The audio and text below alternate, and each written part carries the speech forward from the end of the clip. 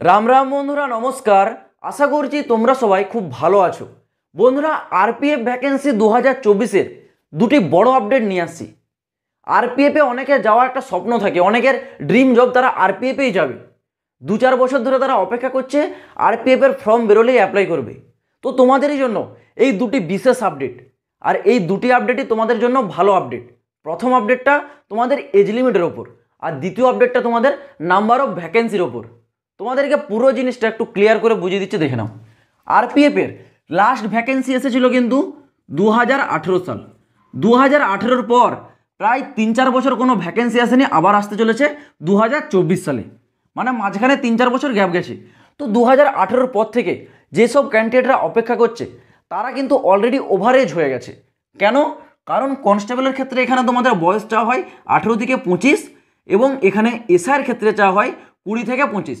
তো এখানে যেসব ক্যান্ডিডেটরা 4-5 বছর ধরে অপেক্ষায় আছে আরপিএফে অ্যাপ্লাই করবে, তাদের তো অলরেডি ওভারেজ হয়ে গেছে। কিন্তু তোমরা জানো, রেলওয়ের তরফ থেকে রিসেন্টলি একটি ভ্যাকেন্সি জারি করেছিল এএলপি। এই এএলপি ভ্যাকেন্সি নিয়ে অলরেডি কিন্তু ক্যান্ডিডেটদের মধ্যে প্রোটেস্ট করা শুরু হয়ে গেছে। সেই প্রোটেস্টের ফলেই রেলওয়ে এএলপি ভ্যাকেন্সির ওপর তোমাদেরকে কিন্তু 3 ইয়ার্সের একটা ছাড় দিয়েছে বয়সের। আর এই সেম ছাড়টা রেলওয়ে তোমাদের আরপিএফেও দিচ্ছে। ওকে, আরপিএফে এখানে তোমরা কিন্তু ম্যাক্সিমাম 3 ইয়ার্সের ছাড়টা পেয়ে যাচ্ছ। মানে এখানে তোমাদের কনস্টেবলের ক্ষেত্রে বয়স যে আছে 18 থেকে 25, সেটা তোমরা 18 থেকে 28 পেয়ে যাচ্ছ। এসআইয়ের ক্ষেত্রে 20 থেকে 25, এটাও তোমরা ম্যাক্সিমাম 28 বছর বয়স পেয়ে যাচ্ছ।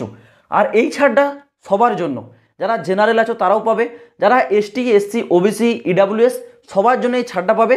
আর এইটার কারণেই তোমাদের এই যে সেকেন্ড নোটিফিকেশান, মানে তোমাদের যে নোটিশে তোমরা অ্যাপ্লাই ডেট টেট সব কিছু উল্লেখ করা থাকবে পাবে, সেটা আসতে একটু তোমাদের লেট হচ্ছে। নেক্সট, এবার তোমাদের এখানে নাম্বার অফ ভ্যাকেন্সি। আরপিএফের যে নোটিশটা জারি হয়েছিল আমি তোমাদেরকে একটি ভিডিওতে দেখিয়েছিলাম। সেখানে কনস্টেবলের ক্ষেত্রে 2000 ভ্যাকেন্সি এবং এসআইয়ের ক্ষেত্রে 250। টোটাল এখানে কিন্তু তোমাদের ছিল 2250, মানে প্রায় 2250-এর মতো তোমাদের ভ্যাকেন্সি। কিন্তু তোমরা দেখেছো এলপির ক্ষেত্রে প্রায় 6000-এর কাছাকাছি ভ্যাকেন্সি। সেই ভ্যাকেন্সিতে তোমাদের এইভাবে প্রোটেস্ট করা হচ্ছে। তো আরপিএফে যদি 5-7 বছর পর এই 2250-এর মতো ভ্যাকেন্সি জারি করে, সেখানে কিভাবে বুঝতে পারছো ক্যান্ডিডেটরা প্রোটেস্ট করবে। সেই জন্য আরপিএফ তোমাদের এই ভ্যাকেন্সিটা আরপিএফের জোন ওয়াইজ এবং রিজন ওয়াইজ যে ভ্যাকেন্সিগুলো খালি রয়েছে সেটা কিন্তু কালেক্ট করা শুরু করেছে। কারণ আরপিএফ তোমাদের এখানে ভ্যাকেন্সি যতটা মানে ম্যাক্সিমাম পারবে ততটা তোমাদের এখানে জারি করবে। অলরেডি তোমাদের ভ্যাকেন্সি কালেক্ট করা শুরু হয়ে গেছে। এখানে তোমরা অবশ্যই ডেফিনেটলি ভ্যাকেন্সি বেশি পাচ্ছ। কমসে কম তো তোমাদের 5 থেকে 7,000 ভ্যাকেন্সি আসবে আরপিএফের ক্ষেত্রে। এবার এটা পরবর্তী সময় তোমাদের আরও বাড়তেও পারে, যেমন তোমাদের ওটা 10,000 হতে পারে, 15,000 হতে পারে, সেটা তোমরা পরবর্তী সময় দেখতে হবে।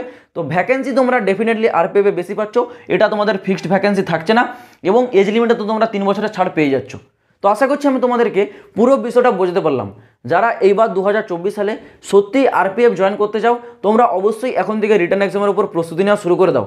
কারণ আরপিএফে কম্পিটিশন লেভেল অনেক হাই হয়, কারণ ম্যাক্সিমাম ক্যান্ডিডেট এই আরপিএফের একটা ড্রিম থাকে আরপিএফে যাওয়া। তো সেই জন্য বলবো তোমরা এখন থেকে ভালো করে প্রস্তুতি নাও।